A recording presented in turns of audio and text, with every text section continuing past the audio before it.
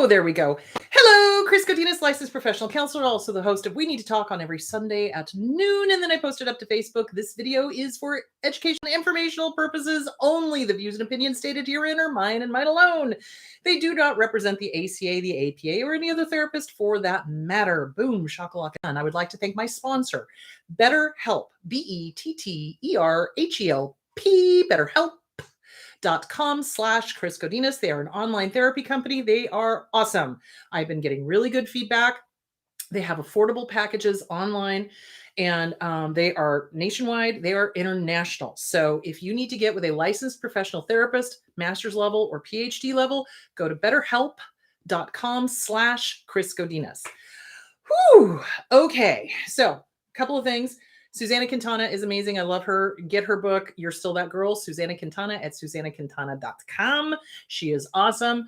Also, what else was I going to tell you? Atlanta is coming up. So if you are interested in doing the meet and greet in Atlanta, please go to chrisgodinez.com and get the tickets there. Once you have signed up, I will send you an email letting you know where it is about a week or so before the event. So there is that. That is probably going to be the last event this year in 2022. And then in 2023, I'll start, figuring out where I'm going, all that sort of good stuff. I've had several requests for Florida. So I would like to do Florida when there are no hurricanes. So I'm going to try to figure out what that season is and go when that happens or doesn't happen. You know what I mean?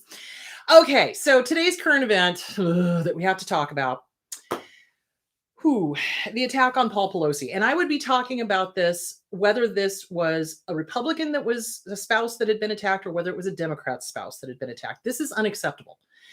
And here are the two pink elephants taking dumps in the corner of the nation's living room. One, mental health in this country sucks doo-doo. It does. It always has. It's never been good. We have never truly addressed mental health issues, and especially severely mentally ill health issues. The way in the past that it was dealt with in bunny ears, was that they were warehoused and they were put into these horrible institutions like the Pennhurst or Trans-Allegheny or, and they were just warehoused and not dealt with, not helped, not, given tools, not, or the proper medication. Or they would just do these horrible experiments like lobotomies on them, and it never got dealt with. So that's pink elephant number one. It's like, why are we just kind of going, oh, no, we're not going to talk about that. We'll talk about the weapons. Okay, this guy used a hammer. Let me be clear. If you're crazy, if you're delusional, if you're hearing voices, if you've got command hallucinations, and I'm not saying he did, but if you're crazy and you think it's a good idea to go attack an 82-year-old man with a hammer, there's an issue there. And issue number two, pink elephant number two in the living room, is that this kid, anybody younger than me is a kid. Anyway, the point being is that this guy had been posting online all of these threats, all of these intentions, all of these, and either people didn't take it seriously because they didn't know what to look for, or they didn't understand the seriousness of the threats, or they just didn't recognize, hey, this is kind of like a first warning sign here. We should probably do a welfare check and see what's going on. Do you see where I'm going? That we're not trained. We're not. Honest to God. So, okay. And here's the other thing. Okay, sorry. I'll address that one later. Because I was about to go on a different rant, but I'm not going to. So the mental health in this country has got to be addressed. Absolutely. You cannot just sweep it under the carpet and go, oh, it's going to get better. No, it's going to get lumpier and it's going to get nastier and it's going to be harder to clean. Okay. That's what happens when you sweep things under the carpet. So that's mental health issue is one of the pink elephants, is that we don't do good mental health in this country. And we should. Because there are a lot of mentally ill people out there. I worked in the homeless shelter. Almost all of them were mentally ill. And I know people love to do that whole, they're just taking advantage of the services. And okay, you try having a demon screaming in one ear and God screaming in the other, and somebody giving you a job interview in front of you and see how well you do. Okay. So Mental health needs to be addressed. Contact your local representatives. This needs to be handled at a local level. We need to get the city governments involved. We need to get the county governments involved. We need to get the state governments involved. We need to get the federal governments involved. This needs to be handled. I'm sounding the alarm. And I get to say, I told you so if it gets worse, because I've been telling you so for how long? Okay. This is a problem, needs to be handled. Pink elephant number 2. This guy was influenced by social media. Said it throughout his ramblings online. You cannot stand in a theater and scream fire because people will stampede out and get killed. There is a reason why it is illegal. That there is a reason why people will get arrested for doing that, because people have been harmed and people have been killed. The people who are doing social media, and I talked about this, I think it was last week when we talked about the idiot TikTok challenges that are dangerous. This is no different. Inciting someone to violence is the same thing as standing in a crowded theater and screaming fire. They need to be held fiscally, legally, and morally accountable. This is not okay. And again, we need to get our government officials involved in getting that handled, because this is not okay.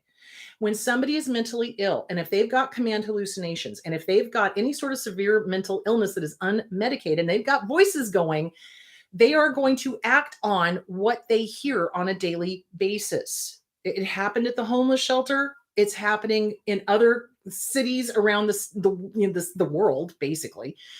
So accountability. Words are powerful. That's why I try to be so careful what I say here, so that I am helping as many people as possible and not hurting anyone. Those people that incite violence, that incite conspiracy theories, that incite division and derision and negativity and nastiness, they are probably disordered, and they are probably narcissistic, because that's what narcissists do. They stir things up and then they sit back and go, oh, goody, look at what I made happen. Look at all this terrible things happening in the family.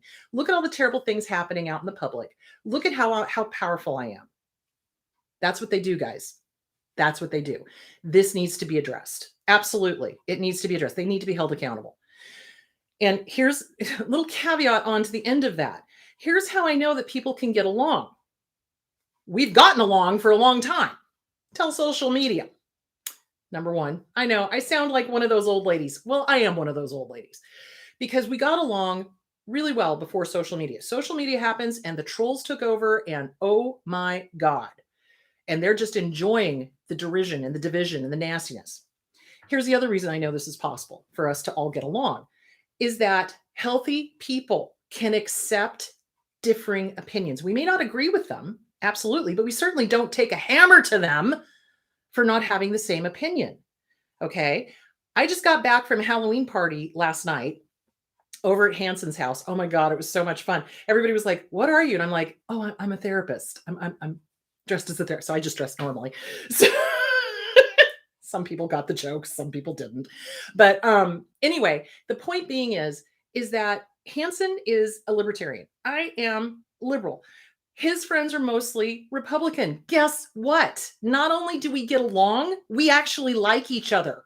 And we actually like having social, normal discourse and understanding where the other one is coming from. May not agree with them, but it's like, it helps to talk and it helps to understand and it helps to get the other opinions, and it helps to, because we're adults and we aren't splitting. We aren't like black, white, good, bad, all, nothing. And that's what these people are doing. And they are playing off of that. So it needs to be addressed. It does. They're the two pink elephants in the nation's living room. One is the lack of mental health care and training. Nobody caught that.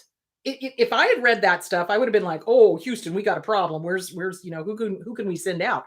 And that's the other thing. It's like, generally they won't do anything unless it's danger to self or danger to others. And I think that was a danger to others that was just completely missed. So, okay. So we've got that, the mental health issue. It needs to be addressed on all levels. It cannot just be a state or federal. It's got to be local. It's got to be local as well. The second issue is the people that are standing in a crowded theater, i.e. the internet, and screaming fire and inciting people, especially mentally ill people, to violence. They've got to be held accountable. So here endeth the rant. I just thought I'd bring that up. Okay, now let's talk about Thanksgiving and or Christmas and or New Year's and or all the holidays coming up. So basically, we've got a lot of holidays coming up in the next few months. Peacekeeping. Let's talk about peacekeeping. So peacekeeping, being the peacekeeper in the family, being the clown in the family, being somebody who smooths over the issues in the family is a trauma response. I know. It's like for the last 4 weeks, I've been talking about nothing but trauma responses, and that's what we're dealing with. So when we are in a family of origin and they are disordered, splitting, black, white thinking, lots of anger, lots of chaos, lots of drama, kids start falling into roles. And one of the roles is that of peacekeeper. And that's a tough role for a kid because it's not their job. So here's this poor little kid, young, 8, 10 years old, either trying to be the comedian to make people laugh and not yell at each other, or literally being the intermediary, splitting people apart, distracting, doing whatever they need to make the family get along. So here's what happens. Abusive people hate holidays, hate them. They say they love them, but they don't. Because what they do is they set about to ruin every single holiday out there. They just do. And the way they ruin it is either by creating anger, chaos, drama, whatever, or they suddenly, if they're the covert narcissist, they'll suddenly have some sort of health issue in the middle of dinner and it's really nothing. So they set about to harm people. They set about to blow it up. They set about to create as much drama as possible. And if we were growing up in this family, then we were trained to make everything smooth. We were trained to make it better. We were trained to be the diplomat, be the ambassador, be the whatever. That is so not fair to kids. That is so not fair to kids. So not fair. Because little kids can't handle that. And they're forcing the kid to take sides, basically. And then they can get mad at the peacekeeper that's trying to keep everything smooth and everything calm and everything good, instead of really dealing with the abuser that has caused the drama, the upset, the whatever. So peacekeeping is a form of people pleasing. And it's funny because when I'm working with my clients, they'll read like The Disease to Please, and they may or may not recognize their role, right? So they're like, well, but I never really, did things for other people expecting to get anything back. Okay, well, but did you do other things that were, trying to keep the peace, or trying to, make somebody else happy, or trying to whatever. So the people that do that, this goes forward in their life, okay?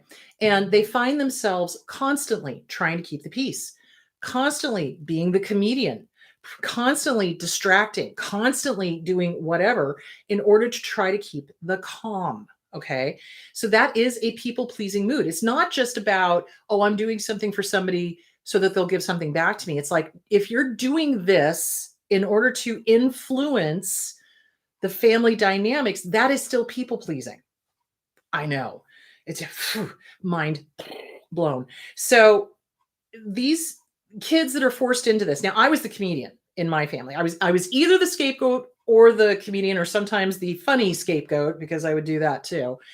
But kids are forced into these roles. And so as the comedian, my job was to keep it light. My job was to make people laugh. My job was to find the humor in this really awful situation, and I kind of carry that through. I use humor a lot. I really do. It becomes a problem though, if you are using humor to avoid the emotions you're feeling. And oftentimes, comedians, that's what they do. And that's, they grow up and they use the humor to keep people at arm's length and to keep that vulnerability away from them. Oh, stop it, Siri. Jeez Louise. So ugh. Anyway, but that's a problem when we grow up and we continue doing that role, even though we don't need to do it anymore. So looking at the roles of peacekeeper and comedian and scapegoat and golden child and, in really dysfunctional families, second spouse, et cetera, et cetera, et cetera, second mom, second dad is really important because that's going to tell us what our knee-jerk reaction is to situations that bring up flashbacks. I know. So there were a couple of really great articles on psychology today. So let's see if I can find this. Okay. This one is called Playing Out Our Childhood Role. And I'm bringing up the whole peacekeeper thing. Sorry, we'll get to the article in a moment. I'm bringing up the whole peacekeeper thing because as we're coming into the holidays, we're having to deal with family or not. I mean, honestly, if your family is toxic, I absolve you. You don't have to spend time with them. You don't. Serious, hand to heart. You don't have to spend time with toxic family. You don't. You have the right to go do your own damn holiday or no holiday at all. I mean, if you just want to just shut your doors and pretend you're not home, do that. You are under no obligation to spend time with these people. So the scary thing of it is that when the holidays come up, we get this nostalgia and the inner child is running the show and we feel like we have to, or we're obligated. So please remember fog, fear, obligation, guilt. If somebody is guilt tripping you into spending the holidays with them, do not spend the holidays with them. Don't. If you feel obligated, do not spend the holidays with them. If you're fearful, do not spend the holidays with them. A lot of times what I hear people say is, oh my gosh, I have to. I got to protect my sister, or I have to protect my brother, or I have to protect my mom, or I have to. No, it is not your job. It is not your job. And I think that is what is so damaging to us as survivors is we get stuck in these roles of protector or peacekeeper or comedian or golden child or scapegoat or whatever, and we think we have to keep doing that role forever and ever, amen, and we do not. So if you're looking at the holidays, and this is why I wanted to talk about this now, because it's only, it's right before Halloween. So if you're looking at the holidays and you're like, oh God, I do not want to go spend Thanksgiving with the in-laws or with my parents or, whatever family, you don't have to. You don't have to. And you do not owe anybody an explanation. Well, but why? Well, we have other plans. Well, what plans do you have? Big ones. And you just leave it at that. Thank you for asking. Crickets. And you don't have to say anything else. And I think, again, this goes back to oversharing. So we have a tendency to overshare when we're saying no to an abuser because we're afraid, because the inner child is afraid, because we know how they're going to freak out. They will try to punish, but here's the deal. You're an adult. They really, truly cannot do anything to you. I mean, they can yell, they can scream, they can cry, they can play the victim. They can tell everybody what a horrible child you are. Oh, well, sticks and stones, mofo, sticks and stones. You know what I'm saying? So yeah, you don't have to go spend the holidays with them. Go do your own thing. But if you do decide to spend the holidays with them, be aware of how we slip back into those roles really quickly, like really quickly. Like when I would go home to visit, it would take maybe less than a week, probably 3 days for me to be like, oh my God, I'm 7 years old again. What the hell? And that's just a notice. It's just kind of like isn't that interesting? I feel like I'm 7 and my mom's treating me like I'm 7. Interesting, that kind of thing. So, it's just a notice kind of thing. And then note to self, I don't need to do this. I don't need to keep coming back here. I don't know what I'm looking for. Well, I do know. It's the inner child is looking for the family that we always wanted. They're not there, guys. There's no there. If they were abusive, if they're toxic, if they're drama queens, drama kings, etc., there is no there. You're never going to find the family you wanted with your family of origin if they are disordered and toxic. So there is that. Okay. So, all right. Okay, so in this article, what I wanted to bring up is playing out the family roles.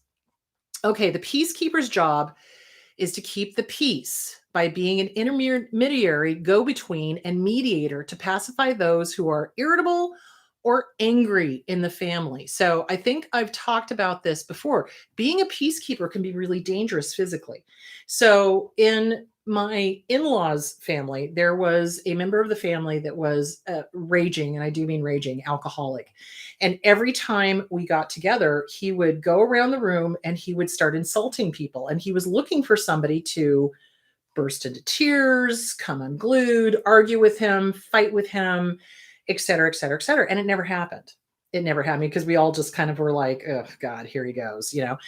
And eventually the brothers would have to get together and carry him out because he was so falling down drunk.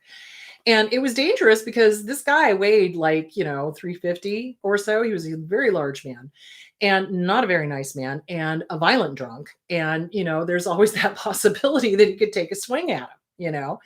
So it's dangerous being the peacekeeper physically. It's also dangerous being the peacekeeper emotionally because if the family decides that they really do want a knockdown drag out and you're trying to smooth things over, they're going to blame you. You're the problem. Now you've become the scapegoat. Okay. So the roles are interchangeable. Peacekeeper role is interchangeable. Being a peacekeeper will either make you the golden child if you make everything good enough, never, because they'll find something wrong with it, or it'll turn you into the scapegoat or whatever. So you've got to be really, really aware of not slipping into that role. And if somebody comes to you and goes, do something, okay, leave. Not your job. Not your job. Being the peacekeeper is not your job. It is not. So, okay, let's go through this. Okay, the parental child is a miniature adult. I think we've talked about this, where the kids have become parentified. And this is also a part of peacekeeping because they're asking a child to make adults behave. I don't know if you've ever noticed this or not, but you cannot make somebody behave if they don't want to. If they're hell bent on misbehavior and or they've got drugs or alcohol on board, there's no way you can make them behave. Absolutely not, because they're in an altered state of mind, whether they're mentally ill or whether they are drugs and alcohol. So, again, it puts the kid in a really bad situation. And it's not fair of the adults to make the child be the adult. It's not the kid's job. It's the adult's job. But I cannot tell you the number of times I have seen adults throw the kid under the bus in order to save themselves. So, well, you go take care of this. You go talk to them. You go do this. You go, instead of, hey, relative that's a drunk jerk, you're banished. Bye. Get him out of here. Call the police. Do whatever, Do you see where I'm going with that? So it puts the kid in a very dangerous emotionally situation, and it puts the kid in a very dangerous physical situation. Okay, so there's the miniaturized child. The marital child is the second spouse, so that has to do with incest. The helper, the assistant, and they're always helping and they're always intervening, and that kind of goes along with the peacekeeper. The dependent child is an extended and exaggerated childlike position, so they become infantilized. So there's that. The abandoned or invisible child is usually the middle child, not always. The unwanted child, it kind of goes along with the scapegoat. The criticized child, this is the scapegoat, can't do anything wrong or can't do anything right. They're always wrong. The betrayed child may have confidentiality violated when they've confided something personal in the parent. So the parent will pump them for information, and then at Thanksgiving or Christmas, blurt it all out. And the parent gets off on that if they are an abuser. The clown's job is to keep things smooth and funny and light. The hero makes good grades, so that would be like the golden child. And the rebel is the rule breaker, which can also be the scapegoat. So there is that. Now, the second one I got was, are you a relationship peacekeeper? Okay, now this is how it plays out in romantic relationships, and this is where it gets dangerous. really dangerous. I mean, it was dangerous before, but if you're in an abusive relationship with a narcissist, with somebody who is mentally, emotionally, physically abusive, manipulative, et cetera, et cetera, et cetera, the peacekeeper will automatically assume that everything in the relationship that's wrong is their fault because the family of origin has trained them that it's their fault. And so they will bend over backwards. They will turn themselves into pretzels trying to make this unpleasable person pleased. And this is where it gets dangerous because peacekeepers are the ones who lose themselves more than anybody else. So scapegoats can lose themselves, absolutely. But if they're the rebel scapegoats, they have a tendency to like call the BS out for the BS that they see it. Does that make sense? So the peacekeepers that are like, I want peace at all costs. I'll just lose myself. I'll just shush. I'll just not say anything. I'll just, go away. I'll be quiet. I won't, whatever. So that leads to losing yourself. So your world gets smaller and smaller and smaller and smaller as you try to twist yourself into something that's going to keep the peace between you and this monster that does not want peace. Does that make sense? So it's dangerous because that's when we lose ourselves. Hold on. We literally become a ghost of who we were. We really do. We no longer recognize ourselves because we've given up so much. We've continued to give up ground, to try to please this person. And that's dangerous. Those are the clients that come in and start talking to me that literally sit there and go, I don't know who I am. I used to be, confident and strong and this, that, and the other thing. And then it's like, they're like, I don't know who I am. I couldn't even tell you what I like to eat. I'm because this person would make them wrong for everything. The criticism is insane. And of course, this person's trying to smooth things over and make things good again and return to the love bombing, which will never happen because they're cuckoo for Cocoa Puffs. These guys over here are the abusers. So peacekeeping it's seen as noble or a good thing in the family of origin, but it comes back and bites us in the ass when we are in an abusive relationship. And it's important to recognize, what was your role? What was your role in the family? Were you the peacekeeper? Were you the one that was trying to make all of these impossible people behave? And we get that not good enough, not good enough, not good enough thing when we can't make them behave. I know it's a no-win situation. So you're told you're the peacekeeper. You're being demanded to go into this situation and fix it, right? Fixing, people pleasing. Hello. Can't fix it. Can't make them behave. Therefore, you're not good enough. And guess what your internal critic is going to do? And it's the same thing when we get involved with an abuser. So you're not the UN. And frankly, the UN doesn't do a great job of peacekeeping either. So the point being is, if you see that your role is the peacekeeper or the clown or any other role, take a look at that. Start investigating. What were your childhood roles? If you were the peacekeeper, how much of you did you give up? How much of you did you lose? Who were you before you got involved with the abuser? That's where you want to get back to. If you had confidence before the abuser, that's what you want to start working on. And that's why it's important to work on the codependency, because the codependency is connected to the childhood roles, right? Because we're doing things to try to make things smooth and make other people happy, et cetera, et cetera, et cetera. And the self-esteem. Everything's connected to self-esteem. It's all connected. We are all one. It is true. We are all one, and it is all connected. And really, the key to this is getting rid of the codependency, getting rid of the roles that we played, especially the peacekeeper one. I think in a super dysfunctional family, the worst one is the second spouse, because second husband, second wife, because there's incest going on. Also emotional incest going on.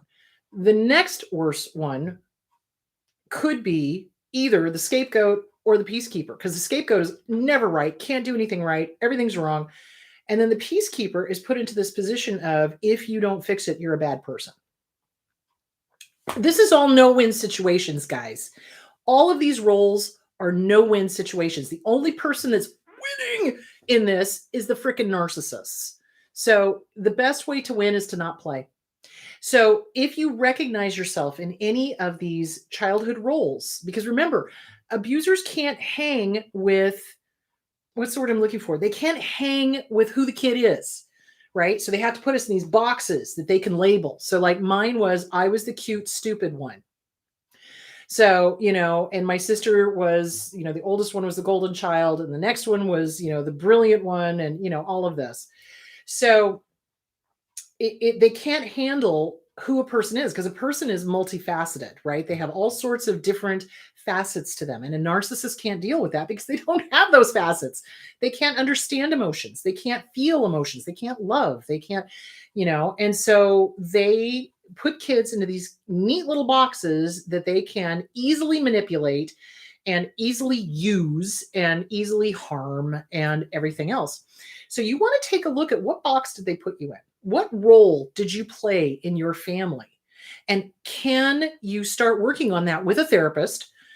And if you can't get a therapist, get the Inner Child Workbook, either by Catherine Taylor or by Lucia Cappuccioni. The Inner Child Workbook. Okay, I just said that. Hello. The Self-Esteem Workbook by Glenn Schiraldi. The Disease to Please by Harriet Breaker. Any other book on codependency would be really good. CPTSD, From Surviving to Thriving, Pete Walker, and start working on breaking up those boxes, breaking them down. They're not yours. Get rid of them. This is not who you are. This is who you are. You are way bigger than whatever your abuser has told you were. So take a look at the childhood roles. Take a look at the peacekeeping. Notice how much you try to do it in your everyday life. As we are coming up onto Thanksgiving and Christmas, you don't have to be the peacekeeper. And if somebody asks you to, say no. No. That is your word. No is your word. No is your word from here on out. That no is a powerful word. You don't have to just because they tell you to. And I think a lot of us get into that trap of, oh, well, but mom wants me to go in there and make Aunt Bertha and Aunt Martha get along. No, not your job. Make mom do it. Not my job, mom. You want them to get along? You talk to them. She's not going to like it, but oh, well, you can always leave. You don't have to stay. If you get into a situation where the family is just behaving like a bunch of feral, rabid ferrets, leave. You don't have to stay. You don't. You're under no obligation. Fear, obligation, guilt. So you cannot force people that don't want to behave. And take a look at how that peacekeeping plays out in your everyday life. What is your role at work? So usually when we get into work situations, and I will get to the questions, I know I'm going over. When we get into a work situation, we tend to take those childhood roles into a group situation with us, and we find ourselves repeating the behavior in a different situation. So if you're at work and you find that you're the peacekeeper, you need to stop. It's not your job. There's not enough money in the world to pay you for that. Do you see where I'm going with that? So anyway, that is, you're not the UN. It is not your job. Look at the childhood roles that you've been forced into. Take a look at the family of origin. If they are toxic and you don't enjoy being with them and you're dreading going to Thanksgiving or you're dreading going to Christmas, don't go. Go do your own thing. Or if you go and they start trying to force you into those family roles again, say no and mean it. No, and I mean it. And you either stop or I'm leaving. There you go. And then if they don't stop, you leave. So follow through is really important. Anyway, there's that. It's stupid what they do to us. It's stupid what they do to us as kids because it then affects us as adults. It either affects us in a romantic relationship where we just keep giving and giving and giving and giving and trying to fix. And it eventually, in some cases, kills us. Or it emotionally kills us, or it, exhausts us or whatever. Or we get into a situation where we can't fix it and we somehow think it's us as opposed to them. So there it is. You're not the UN. You don't have to be the peacekeeper. It's a terrible job. Resign. The benefits suck. You don't need to do it. Okay. So, and take a look at the family roles. That would be my suggestion. Take a look at what your family role is and how does that play out in your everyday life? Start working on that. You don't have to do that. That is not who you are. That is not who you are. Who they told you you were is not who you are. And that's what I invite you to discover is who are you? Really, what is your role in this world? What do you want to be doing? And that's the fun part is when you finally start recognizing your worth, Glenn Schiraldi, the self-esteem workbook, your boundaries, the disease to please, Harriet Breaker, and the fact that this stuff all belongs to the abuser, CPTSD from surviving to thriving, Pete Walker, and you're free. That's where I want you to get. So, okay, there that is. Oh, so this article was, are you the relationship peacekeeper? How to tell if you have true emotional intimacy. And this is by Ann Smith. And that's on Psychology Today. And it has all the different childhood roles, which are, wait, is this the one with all the childhood roles? No, the other one was the one with the childhood roles. So anyway, it's a good article, but both of them are good articles. So, okay, let's dive into the questions, shall we? Okay, let me make this bigger so I can actually see it. There we go. I've started grieving my narcissistic mom who's still alive. Oh, I'm sorry. Yes. I feel so guilty about it. Does it ever get easier? Yeah, it does. The hardest grief you will ever do is grieving the loss of somebody who is still walking the face of this planet. I know. So when we are dealing with really separating ourselves from an abuser, especially a parental abuser, it's hard because the inner child desperately wants that person to love us and protect us and apologize and this, that, and the other thing. And it's never going to happen. So you want to work on the inner child workbook. You want to self-esteem. You want to get with a good therapist and start working through this stuff. Does it get easier? Yes, it does. No contact. And let me be clear, because I've had some people try to argue with me on this, and I'm just like, you don't know what you're talking about. Please be quiet and sit down. No contact is no contact. It means you're done. It means you're not talking to them ever. It's not used to make them see the error of their ways. A narcissist, an abuser, is never, not on this or any other planet Earth, going to see the error of their ways. Ever. They will never, they have never done a wrong thing in their lives as far as they are concerned. My dad's favorite saying was, I'm not lost, I'm only temporarily confused, or I'm not wrong, I'm only temporarily confused. He could never admit to being wrong. He could never admit to being lost in the car, which is why we were lost out in the woods in the middle of a creek one time. Don't get me started. So anyway, the point being is that yes, it does get easier, but initially when you go no contact, it is incredibly painful. The oxytocins are going nuts, especially if it was a romantic relationship. In this case, it was a parental relationship. So there's all that fear, obligation, guilt. That is what you need to work on, the fog. And anytime those thoughts pop up, oh, you need to be obligated, you owe her, or, how dare you, she's going to punish you, or you feel so guilty, how dare you not talk to your mom. Okay, I hear you. I see you. And here's every rotten thing this woman ever did to me. I have gone no contact. I am going to stay no contact. Bye-bye. Bye-bye now. Bye-bye. Go pound sand. Bye-bye. You just got to keep working through that guilt and that fear and that obligation. And like I said, grieving the loss of somebody who is still walking the planet is really hard. So what I suggest is you treat it as if she were dead. Nope. Mom is dead. Ex-boyfriend, dead. Ex-friend, dead. I will grieve this loss. I am grieving the loss of the illusion of who I thought they were. I cannot change them. I cannot fix them. I cannot help them. It is beyond my means. It would literally take a biblical proportion kind of thing for them to change. So that's one way to do it, is you grieve it like a physical loss, like they're dead, they're gone, because that person, if they're a narcissist, if they're an abuser, if they're toxic, they're never going to be the person you want them to be. Essentially, that person is dead to you. So that's one way to help you kind of start working through that. Write and burn letters. Write a goodbye letter.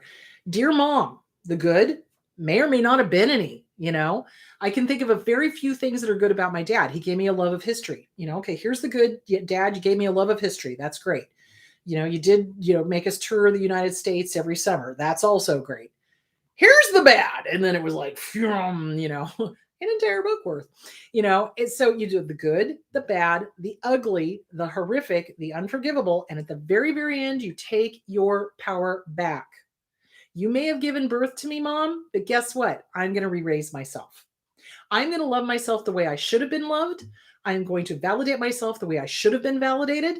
I'm going to be kind to myself the way I should have been kind to. And you do not get to live rent-free in my head one more moment. Goodbye. Go pound sand. You are dead to me. You are dead to me. How dare you treat me the way you did? I'm taking my power back. You don't get to live in my head. I'm evicting you. Goodbye. Trot it out to the barbecue. Read it out loud once. Burn it. Or if you want the sensation of having mailed it, mail it back to yourself. Do not send it. Do not send it. Nothing good ever comes out of that. So yeah, it does get easier over time. Don't feel guilty. I know you're going to, and that's okay. So minimizing. So how do I break the I'm so mean, I'm a terrible daughter, she wasn't that abusive? So here's the deal. She was abusive. If you felt she was abusive, she's abusive. There is no, it's like being sort of pregnant. Well, she was only sort of abusive. No, she was abusive. That's how you stop that thought. It's like, no, she was abusive. Let's just call it for what it was. That's why I want you to write it out so you can see it. So you can be like, whoa, okay, there it is. The guilt is going to pop up. And again, we have this whole societal thing. And this is what, oh Lord, this is what makes me so angry is when people find out that somebody's gone no contact with an abusive parent, they immediately whip out but honor thy mother and father. And the very next line is parents, do not bring your children to anger. It's a two-way street, even in the Bible. So, and they're flying monkeys. If they're telling you or demanding that you be in a relationship with a parent that's abusive, they're a flying monkey. They're showing you who they are. They're aligning themselves with the aggressor. Give them the middle finger, tell them goodbye. Bye-bye, bye-bye now, bye-bye. And you cut them off too. So yeah, there's that. I get a little angry about people that do that because, that try to make people feel guilty for going no contact with an abusive parent. So don't minimize. We have a tendency to minimize. We do, because that's a defense thing. It's kind of like, well, it wasn't that bad. Well, other families, no, this is not a competition. This is not about other families. This is about what you went through. So don't minimize it. Do not. Get with a good therapist. Work on that. Okay. I'm an adult. My mom hates my dad and uses me as her therapist. Oh my God. Okay. My mom did the same thing. I'm so sorry. I am so sorry. I went through the same thing. How to screw up your kid in 2 easy steps. Make them your therapist. Yeah. 1 easy step. So what you're going to have to do is draw boundaries. Your mom is not going to like that. My mom did not like that, and she tried to guilt trip me. I don't know how old you are, but if you're an adult, you're just going to have to tell her, no, Mom, I don't want to hear this. You need a therapist to talk to, not me. I can't handle it. Not my job. Now, she's going to see that as a betrayal if she's disordered. If she's disordered, she's going to see it as a betrayal. She's going to see it as that you're not on her side, et cetera, et cetera, et cetera. And you have to be very clear. It's like, I am not taking sides on this. This is between you and Dad. You need a therapist. I can't handle this. Now, if you're a minor living at home and they're using you as a therapist, as my mom did with me, I was a minor when she did this, I did start standing up to her and saying, I can't deal with this. I can't. I mean, I was freaking suicidal when I was a teenager because my parents were crazy. So, you know what I'm saying? So you just keep saying no, and I'm not listening. Thank you very much. It's not my problem. You go get a therapist. Do you see where I'm going with that? So you're just going to have to keep saying no and drawing boundaries, whether you're an adult or whether you're a kid. Just keep saying no and drawing boundaries. No and drawing boundaries. I can't hear this. Talk to some therapist. I'm not listening to this. and if she gets butthurt and tries to take it off to her, well, you're siding with your dad. This has nothing to do with dad. I can't handle this. This is damaging me. Stop. So that's how I would handle that. That's how I did handle that. And demand that she go see a therapist, and don't listen to her. Just keep saying no. Okay. My family wants me to stop therapy because I've gone low to no contact with them. Good for you. And they're telling me that my getting healthy is tearing the family apart. Holy woo! Jump back. Okay. You're getting healthy is tearing the family apart, because can anybody hear the irony of that? So what happens in dysfunctional families is when the scapegoat or whoever starts getting healthy, yes, that dysfunctional family starts scrambling to find another scapegoat, and they start turning on each other, and it gets ugly. Not your problem. Don't you dare stop therapy. You just keep going. You get yourself super healthy, and whatever happens to them is their problem. It's their problem. It is not your problem. It is their problem. So the number of times I've had clients that were still heavily connected to the abusive families come in and go, my family wants me to stop therapy because they say because, well, now they're all fighting against each other and blah, blah, blah. Okay, good. Let them. Stop having contact with them. You just do you. You just keep working on you. You just keep getting healthy. That's beautiful. So yeah, this is what dysfunctional families do. If somebody's getting healthy and drawing boundaries, oh yeah, the dysfunctional families do not like it. No to low contact, low to no contact is great. No contact is perfect. So yeah, they won't like it because they're losing control. They're losing control. And now they have to find another scapegoat. And now they have to find other forms of entertainment. Scapegoats are the greatest entertainment to these people. Peacekeepers are the greatest entertainment to these people because they can throw all their stuff onto them. They can project all their stuff onto them. And if you're gone, they have to find somebody else. And of course, it's going to cause, a lot of turmoil in the dysfunctional family. Good. You don't need to deal with it. Not your problem.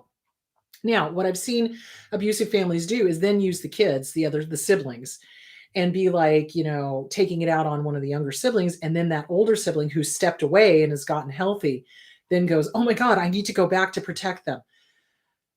You can't. Hun, again, you're stepping in to try to save a sibling, and you can't. As long as that sibling is a minor, there is nothing you can do. And what they will do is they will then go back to either abusing you or both of you.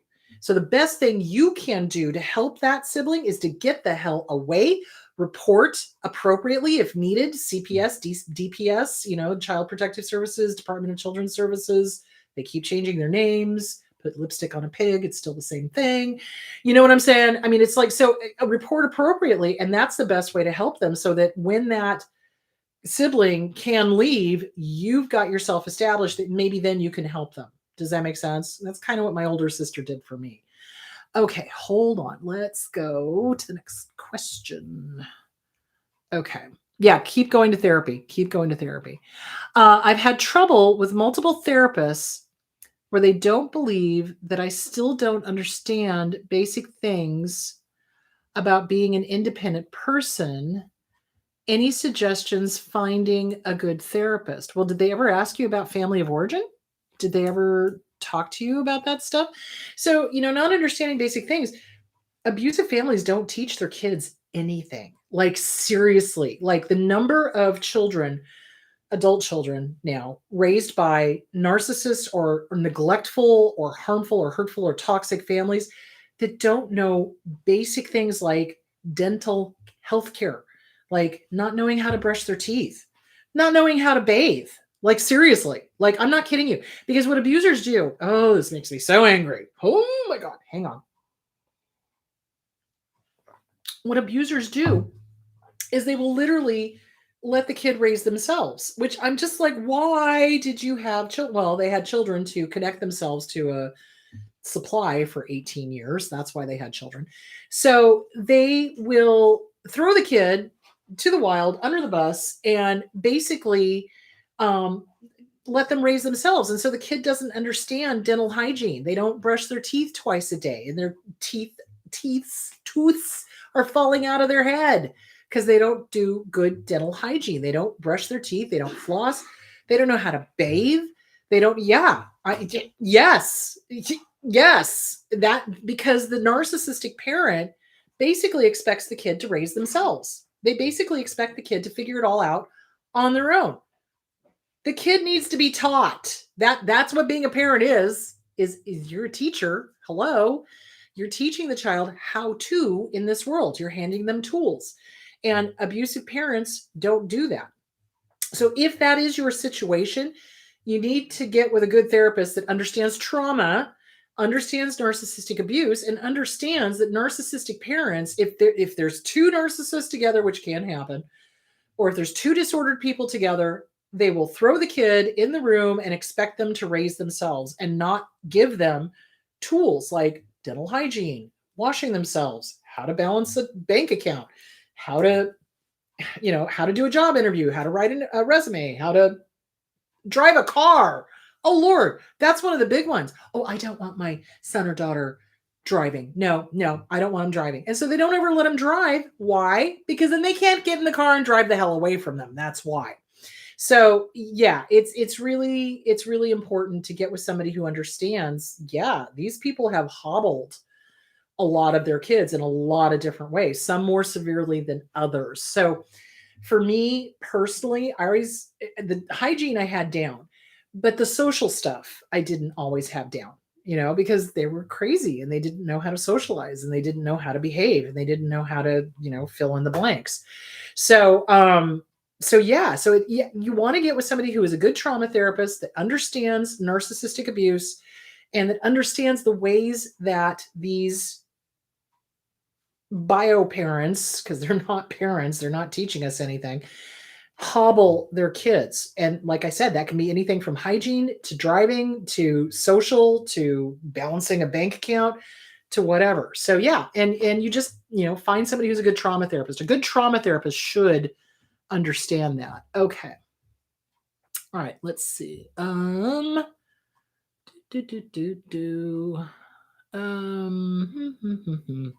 And you just want to ask them a bunch of questions. You just want to, do you understand trauma? Do you understand narcissistic abuse? Do you understand? And if they don't go to them. You want to find a trauma therapist that gets it. Okay, in a semi-grieving process with my dog right now, since he's diagnosed with cancer. Oh, honey, I'm sorry. Oh, difficulty imagining life without him until it happens. Going back and forth between a form of acceptance and denial. That's normal. That is totally normal. What happens, it'll have to be okay. Whatever happens, it'll have to be okay. But how do I accept it and cope with trying to save my dog? I'm sorry, I'm going to tear up. So you guys know that I'm a total dog lover. I've had dogs my entire life. And in March, our Scotty passed. He had cancer. And we knew it was inevitable. We knew he was going to die at some point. And he started getting worse. He got these tumors on his back and on his butt and, things like that. And we basically just decided that we were going to make the best for him in his final months, and he did great. I mean, it was so funny. It's like he did really great up until like the last week or so. And then he kind of lost control of his bowels. And that's when we went, okay, quality of life for him is now going. He's having a harder time standing up. The tumors are bleeding. He's losing control of his bowels. Okay. And accepting it is hard. It is. There are babies. They're just, I'm sorry. So balancing between acceptance and denial is normal. That's exactly what John and I did. It was kind of like, oh, he's doing better, that kind of thing. And he would for a while, and then he would have bad days and things like that. So mortality is hard. Mortality is hard because when our loved ones die, dogs, family, friends, it brings the reality of our own mortality home to us. And for our pets, which are our family as far as I'm concerned, I mean, they're my kids, you'd make it as comfortable and wonderful as possible, and when the quality of life is gone, that's when you let them go. When they're no longer enjoying it, when they are no longer, peppy and especially if they've got cancer and they're in pain, the quality of life goes, you let them go. And it's hard. It is so hard. When our vet, we had a wonderful vet that came to the house, and that's the only way I would do it, because then you didn't have the terror of having to lift him up and take him in the car to the vet. The vet came out. We fed him his favorite meal, which was cheeseburger and French fries. That's his favorite treat. And, we just let him know we loved him, and she administered the shots, and he went really peacefully. And I still miss him. He was a little stinker, but of all of our dogs, I got to tell you, Scotty was the most difficult, and he lived the longest, which I just am like, what are you doing, God? But he had a lot of behavioral issues. We found him. He was a stray. He had a lot of behavioral issues. He managed to bite all of us in the family. He was a challenge, and he was a really good dog. When he was good, he was great. And when he was having a moment, he wasn't. But, a lot of people would have probably given him up or abandoned him. And my attitude is when you take on a dog, you take on the dog, behavioral issues and all. So, and people always laugh. They're like, you're a therapist and you have a dog that's crazy. And I'm like, well, yeah, that kind of makes sense. So accepting and denial, it's part of the grieving process. So there's the 5 stages of grief, and they're not linear. They're not, because there would be some days when I'd be like, okay with it, and other days when I'd be like, oh no, bargaining. So there's like acceptance, denial, shock, bargaining, anger. Yeah. And so you kind of flip back and forth between those, and it's not linear. It's more like, and up that way. So losing a dog is really hard because they're dependent on us. And it's just like I said, it's like you just enjoy them until their quality of life has gone. And then when their quality of life has gone, then you do the right thing and you let them go. And you grieve. And like I said, there are still, John and I, what were we doing the other day? We were walking, and we saw something and we were like, oh, Scotty would really love that. Or, Scotty would, whatever, or Kyle would, or, one of our other dogs that we'd had over the years. And so you're always going to love them and you're always going to miss them. And it's normal. It's normal. And I swear to God, when people are like, oh, it's just a dog. Why are you grieving over a dog? This was my child. I don't have kids. I got dogs. So don't let anybody shame you for grieving over a dog. Don't ever let anybody shame you for grieving over any life that is lost. Life is beautiful, and dogs are beautiful, and they're wonderful, and they're so loving, and they're so unconditional. That's the thing that I love the most about them, is that if you want to see unconditional love, get a dog. Seriously. So you're not wrong, sweetie. And it's hard. Losing a dog is really hard, and I'm really sorry. And cancer is hard because it's not fair. And you will be okay. So right now, just know that you are doing the best you can for your pup, and there's going to be good days and there's going to be bad days. And, the cancer is eventually going to, unfortunately, make him go or her go over the rainbow bridge. And you just grieve and you just acknowledge it, but you do enjoy them while they're here. So just, take them out for walks, feed them their favorite treats, just enjoy them while they're here, and just allow whatever emotion comes up, even the anger. Occasionally I would get mad at God. It's like, why are all these horrible people allowed to live these amazingly long lives, and dogs get to be here for 15 if you're lucky? It's like, what is up? So yeah, just allow. It's okay. It's totally okay. And again, I am so sorry about your puppy. I'm sorry. That really sucks. I'm sorry. And it is hard imagining life without them. And then one other bit of advice I would give you is allow yourself to grieve, because John and I were not ready to adopt until recently. Now we're kind of going, okay, I think we're ready. It's been, 9 months or so. And we miss having a dog. We do. We miss for two reasons. One, the dogs were always great at making us get out and walk. It's 3 times a day. Get out and walk. And two, I miss coming home to a dog. It's like that unconditional love. Just, hey, how you doing? Let's go for a walk. That kind of thing. So give yourself time to grieve. Give yourself time to grieve. A lot of people are like, oh, get a dog immediately. And I'm like, no, I can't. I need to grieve.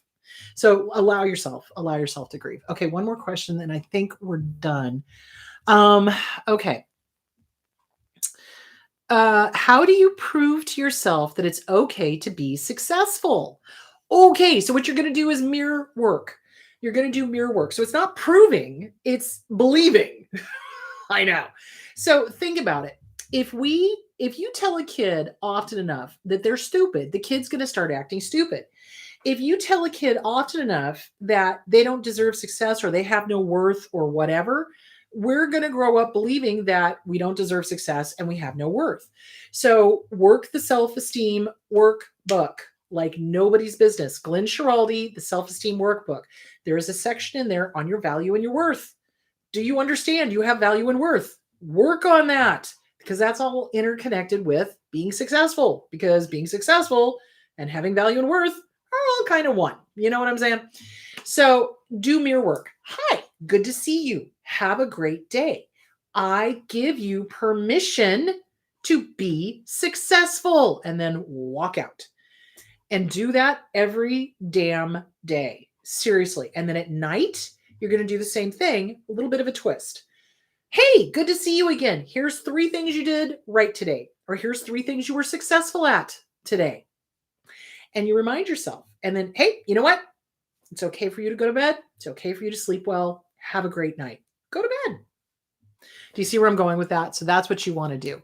It's not about proving to yourself. It's about really allowing yourself and really recognizing your own worth.